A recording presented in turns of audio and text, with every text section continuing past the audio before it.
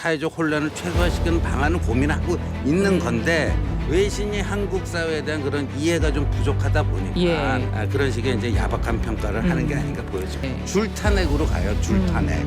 그거야말로 국정 혼란, 국정 나비 아닙니까? 네. 그냥 여야 할 것 없이 다 주요 투표를 앞두고는 다 의총을 통해서 총의를 모으는 과정을 다 거치는 건데 그게 오랜 국회 관행이었는데 느닷없이 이번 것만이 문제가 된다는 것도 본회의 중에도요? 본회의 중에도 가끔 중단하고 그런 적이 왕왕 있었습니다. 수동적으로 그냥 결재만 한 거기 때문에 그걸 가지고 약속 위반이다 하는 거는 좀 억지로 깐다 그러잖아요. 억가가 아니고 이재명 대표의 남은 정치적 수명이랄까 선거법 재판 사법 리스크 때문에 간당간당하기 때문에 조급하고 초조한 것 같아요. 국회의장께서요 본인이 2016년에 하신 일을 까맣게 까먹고 계신 것 같아요. 본인이 과거에 했던 행위를 위헌이라고 누워서 침뱉고 있어요.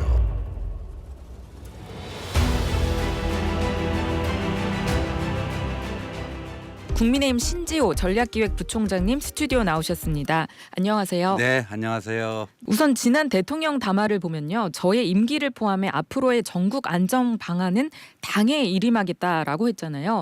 이 말에 담긴 함의라든지 신뢰성에 대해서는 어떻게 판단하십니까? 이게 일임한다라는 것은 모든 것을 다 맡기는 겁니다. 그러니까 백지수표를 그냥 하나 준 것과 다름없는 거죠. 그러니까 이 임기를 포함해서 그러니까 남은 임기 다 채우지 않을 수도 있다. 사실상 임기 단축을 시사를 한 것이고요. 근데 그 임기 단축의 구체적 방안에 대해서는 당에서 좀 논의해서 좋은 안을 만들어 달라. 그런 권유가 아닌가 싶습니다. 그런데 최근 뉴욕타임즈의 보도를 보면 이 대통령의 대국민 담화를 여당과의 정치적 거래를 은폐한 것이라고 꼬집기도 했는데요. 이에 대해서는 어떻게 생각하세요? 근데 이제 외국 언론들이요. 지금 한국 사회, 특히 한국 정치의 좀 특수성에 대한 이해가 좀 부족하다 보니까 그냥 탄핵 트랙으로 가는 게 맞지 왜 다른 트랙으로 가려고 하느냐 뭔가 꼼수를 부리려고 하는 거 아니냐 이런 그 의심의 시선을 보내고 있는데 사실 한국 사회에 대한 한국 정치에 대한 좀 이해가 부족하다 보니까 그런 평가가 나온다고 보는데 저희가 2016년 2017년에 대통령 탄핵이라고 하는 초유의 사태를 경험하지 않았습니까? 그러면서 얻은 교훈이 뭐냐면요. 이렇게 탄핵소추 결의안이 국회에서 통과되는 순간 나라는 완전히 두 동강이 납니다. 그러니까 노무현 대통령의 경우에는 이제 헌법재판소에 넘어가서 63일 만에 결정이 나왔고요. 박근혜 대통령의 경우에는 91일 그러니까 한 대략 2달, 3달 이렇게 걸렸어요. 근데 이제 우리 헌법상에는 180일 이내로 헌재가 결정을 내리게 돼 있잖아요. 이 기간이요 완전히 두 동강 납니다. 한쪽에서는 탄핵 소추안을 헌재가 인용하라고 하는 탄핵 찬성 움직임이 있을 거고 한쪽에서는 안 된다. 탄핵 반대. 2017년에도 그러지 않았습니까? 그러면서 나라가 완전히 두 동강이 나는 거고요. 요번에는 또 이재명 대표의 사법 리스크에 따른 이 정치적 시간표가 있잖아요. 633이라고 하는 조희대 대법원장의 그 공직선거법 선거 기간이 지켜진다면 이재명 대표도 헌법재판소의 결정이 좀 빨리 나와야지 본인이 대선 출마할 수 있는 기회가 또 생기지 않겠습니까? 그러면 또 탄핵을 인용하면서도 빨리 결정을 해달라. 이런 식의 좀 정치적 압박이 당연히 있겠죠. 국론 분열, 사회적 혼란 이게 눈에 훤히 다 보이지 않습니까? 꼭 찍어서 맛을 봐야지 합니까 그거를? 그런 게 있기 때문에 질서 있는 퇴진을 저희들이 얘기를 하는 거고 이런 탄핵 트랙을 탔을 때보다도 국정을 안정시키고 사회적 혼란을 최소화시키는 방안을 고민하고 있는 건데 외신이 한국 사회에 대한 그런 이해가 좀 부족하다 보니까 그런 식의 이제 야박한 평가를 하는 게 아닌가 보여집니다. 극심한 혼란이 예상되는 그런 탄핵보다는 어떻게 보면 질서 있는 조기 퇴진이 더 나은 방안이라고 본 거잖아요. 그렇죠. 그리고 어제도 이제 한동훈 대표가 브리핑에서 좀 설명을 했지만 국회에서 탄핵소추 결의안이 통과됐다 해서 탄핵이 결정되는 게 아니잖아요. 그러면 대통령직에서 파면할 만큼의 중대한 헌법이나 법률 위반 사항이 있는지를 네. 헌법재판소에서 따지지 않습니까? 그렇죠. 네. 그럼 그 과정에서 제일 핵심적인 게 이 비상계엄 발동이 위헌 위법한 것이다 하는 데에 대해서는 법조인 내에서도 법률가 예. 내에서도 이 컨센서스가 형성이 되는 것 같아요. 네. 다만 내란죄가 적용되는지 여부에 대해서는요. 예. 찬반 양론이 있고요. 고려대 로스쿨 그 장영수 교수가 쓴 칼럼을 봤더니 예. 이 비상계엄령은 위헌 위법한 것이고 탄핵 사유가 될 수가 있지만 그렇다고 내란죄가 바로 성립된다고는 얘기할 수가 없다. 네. 네, 그러면서 내란죄가 성립되려면은 국회에서 계엄 요구 해제 결의안이 통과됐는데 대통령이 거부를 해야 되잖아요. 예. 또 즉각 수용을 하긴 한 거거든요. 그러니까 뭐 내란죄라기보다는 적용해도 뭐 내란 미수죄를 적용해야 되는 거 아니냐 여러 의견들이 분분하단 말이에요. 네. 그러니까 이게 탄핵 그 심판이 어떤 결론을 낼지도 예. 불분명하고 그럼 더 그 예측 불가능하지 않겠습니까? 네. 오히려 미래가 예측 가능한 게 아니라 근데 오히려 뭐 한 6개월 후나 뭐 시한을 정하고 네. 뭐 1년 이내건 6개월 이내건 질서 있는 퇴진을 하는 게 훨씬 더 사회 안정에 예. 도움이 되지 않는가 하는 판단을 저희들은 하고 있는 거죠. 네. 어제 우원식 국회의장이 그 대통령의 권한을 내려놓게 하는 건 탄핵밖에 없다. 네. 이런 내용의 입장문을 발표했습니다. 네. 이에 대해선 여당으로서 어떻게 생각하시는지 근데 궁금한데요. 우원식 국회의장께서요 본인이 2016년에 하신 일을 까맣게 까먹고 계신 것 같아요. 그때 이제 박근혜 대통령 탄핵 국면 때요 민주당 의원 47명이 청와대 앞으로 가서 특별 성명을 발표를 합니다. 그러니까 박근혜 대통령은 이미 그 대통령으로서의 정통성도 상실을 했고 네. 사법 처리의 위험성이 있기 때문에 모든 권한을 국무총리에게 다 이양하고 빠져라. 이선 후퇴하라. 예. 그 47인 중에 한 명이 우원식 국회의원이었습니다. 네. 근데 지금 완전히 딴판 본인이 과거에 했던 행위를 위헌이라고 누워서 침뱉고 있어요. 예. 이 위헌 위법이 아니라고 저희들이 다 나름대로 헌법적 근거와 법률적 근거 다 있습니다. 우리 헌법 86조에 보면요. 국무총리는 대통령의 명을 받아 네. 행정각부를 통할한다 이렇게 돼 있지 않습니까?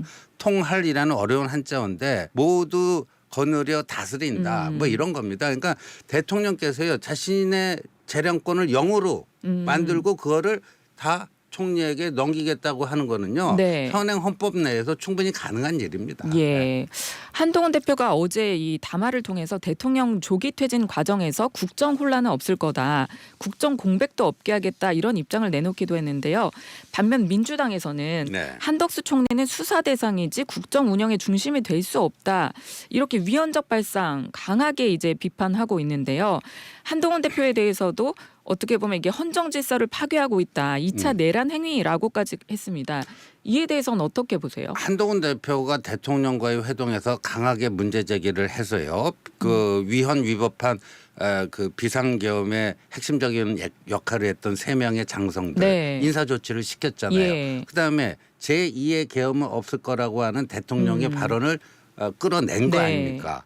그리고 이재명 대표보다도 먼저 이 계엄에 대해서는 반대한다. 국민과 함께 막겠다. 그렇죠. 본회의장에 먼저 들어간 것도 그게 먼저 들어간 사람이 이재명이 아니고 한동훈이었어요. 예. 누구보다도 앞장서서 이 부당한 비상계엄을 철회를 시키고 전국을 안정시키려고 노력하는 사람한테 네. 같은 뭐 내란 공범이다 하는 거는 너무나 과한 표현이 예. 아닌가 생각이 됩니다. 네.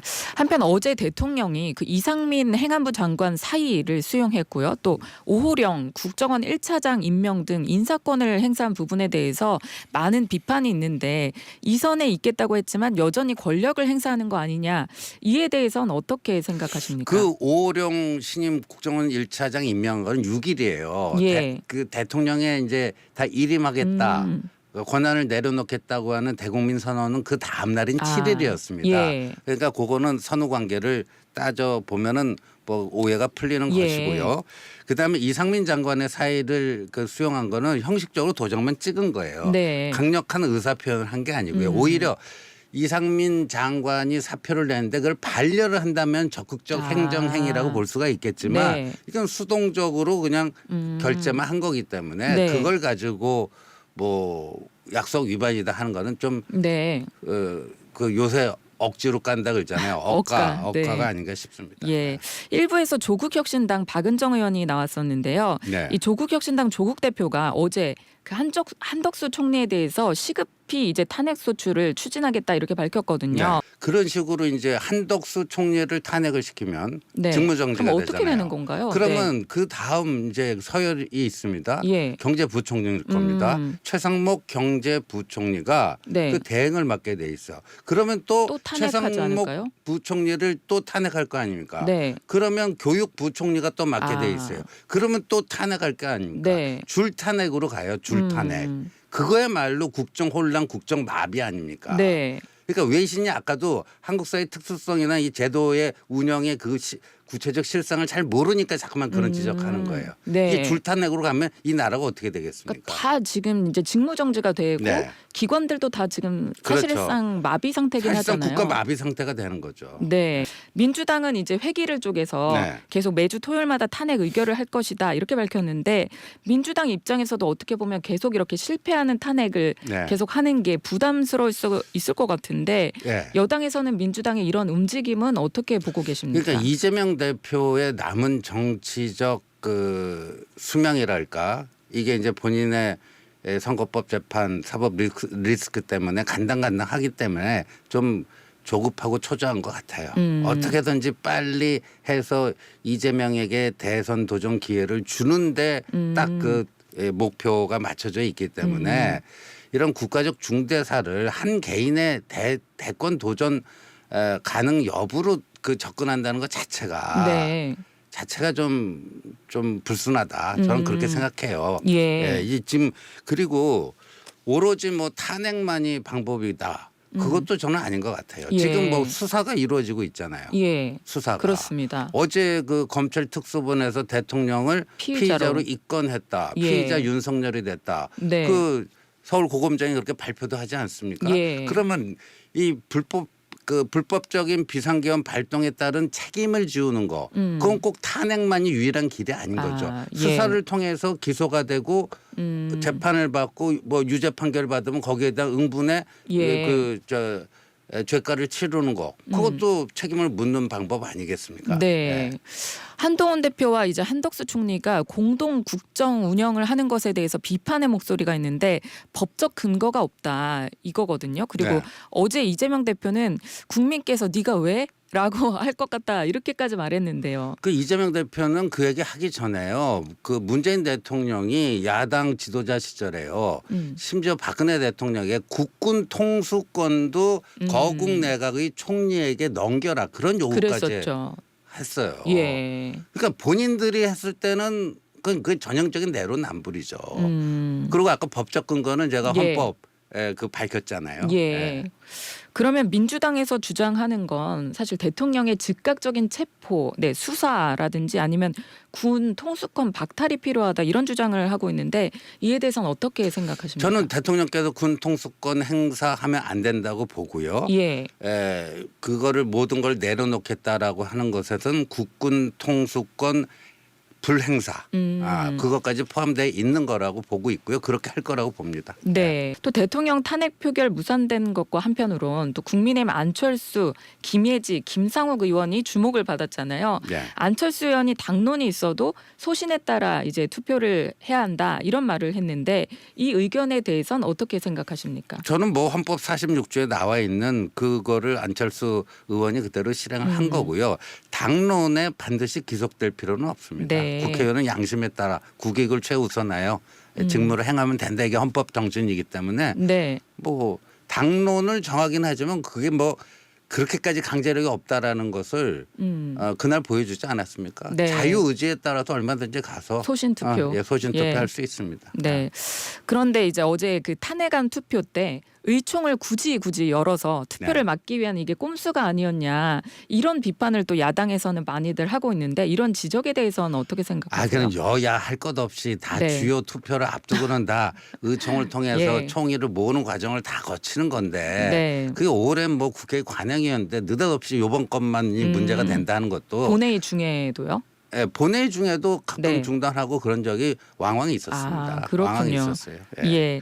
지금 사실 여당에서는 이 한동훈 대표가 말하는 질서 있는 퇴진이 과연 어떻게 현실화될 것인가 상당히 고민이 많이 될 것 같거든요. 네. 뭐 임기 단축 개헌이라든지 아니면 또 다양한 방안이 있을 텐데 이 여당 방안이 어떻게 보면 민심도 수습하고 가야 되잖아요. 네. 네, 어떻게 가야 한다고 보세요? 저는 개인적으로요. 이번에 이 국가적 아픔을 좀 승화시켜야 된다. 미래지향적으로 승화시켜야 된다. 네. 단지 잘못된 행위를 응징하는 거에 그치는 게 아니고 미래지향적으로 승화를 시켜야 된다고 보는데 네. 정말 이 거의 만국병이 돼버린 이 제왕적 대통령제는 이제 좀 끝내야 되는 거 아니냐. 네. 이 구 시대를 좀 마감하고 네. 새 시대를 여는 그런 결정적인 전기가 돼야 되지 않느냐 이렇게 네. 봐요. 그렇다면은 새로운 대통령을 가급적 빠른 시일 내에 뽑아야 되는데 예, 그 시기의 문제도 있지만요. 예. 시점의 문제도 있지만 어떤 방식의 문제도 그렇죠. 있습니다. 네. 그러니까 현행 헌법 이 40몇 년 된 이 낡은 헌법으로 제왕적 대통령을 계속 양산해내는 이 낡은 헌법으로 뽑을 건지 네. 아니면 분권 자치형 어떤 개헌을 통해서 7공화국이라고 하는 새로운 어떤 시스템을 만들고 거기에 네. 첫 번째 대통령 7공화국의 첫 번째 대통령을 뽑을 건지 네. 예. 진짜 여러 가지 방안이 그렇죠. 있겠네요. 네. 그러니까 거기서 우리가 국민적 지혜를 모아야 됩니다. 네. 이런 사태가 이번 잘못하는 거를 응징하는 것도 중요하지만 이게 재발되지 않도록 하기 위해서는 예. 뭐를 어떻게 해야 되는가. 네. 그럼 현행 헌법으로 새 대통령 뽑는 게 맞는 건지 새 헌법으로 뽑는 게 맞는 건지 네. 이런 거는 좀 사회적 논의가 필요하지 않겠습니까? 예. 그러니까 지금 국민적 분노 이게 위헌 위법한 비상계엄에 대한 국민적 분노는 충분히 이해할 수 있지만 네. 그 분노만 가지고 나라의 방례를 이렇게 단기간 내에 결정하는 것은 또 우를 범할 수도 있습니다. 그렇죠. 한편으로는 냉정하게 네. 좀 미래를 신중하게. 네. 신중하게 좀 예. 그럴 필요도 있지 않나 네, 생각합니다. 알겠습니다. 지금까지 정치 토크 집중 공략 국민의힘 신지호 전략기획부총장님과 함께했습니다. 오늘 말씀 감사합니다. 네, 고맙습니다.